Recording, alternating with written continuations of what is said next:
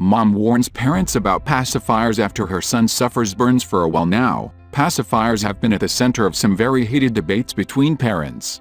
While these soothers can be effective in calming a baby, they seem to do the opposite for some moms and dads, who are conflicted about letting their infants use them. It's the cons, like teeth malformation, long-term dependency, and risk of choking, that evokes so many strong feelings whenever pacifiers are mentioned.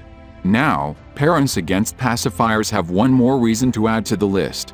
Kristen Milhone, a mom of a 7-month-old boy, is sending out a warning to other parents about another danger of giving babies pacifiers, especially before putting them to bed.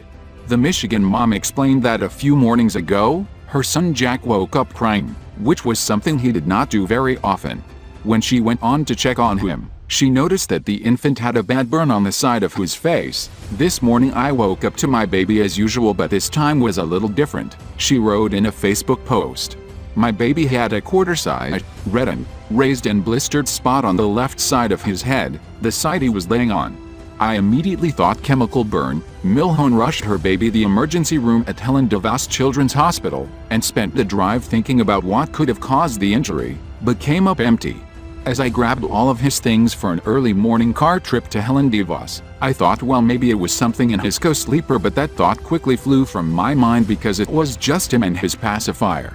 None of the things countless safe sleep books, ads, commercials, or doctors warn you of. Even the doctors had a difficult time identifying how Jack got hurt. They initially thought it was a ringworm, but they eventually figured out that it was his pacifier."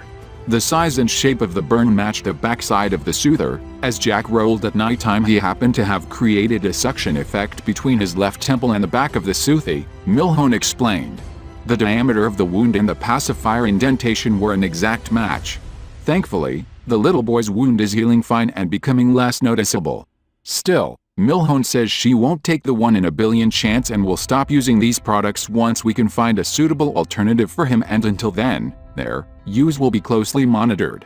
The company that manufactured the pacifier has since released a statement reassuring their customers that their products meet or exceed applicable regulatory requirements, including US CPSC requirements for children's products. Still, Milhone is urging parents to be very careful because no one could have ever guessed that an everyday baby object like a pacifier would cause such an injury. "There's just something that goes through your head, like disbelief," she told People. "I mean, I thought it had to have been something else. There's no way it could be something you trusted so much. It was hard for me to understand or wrap my head around the fact that this caused him harm."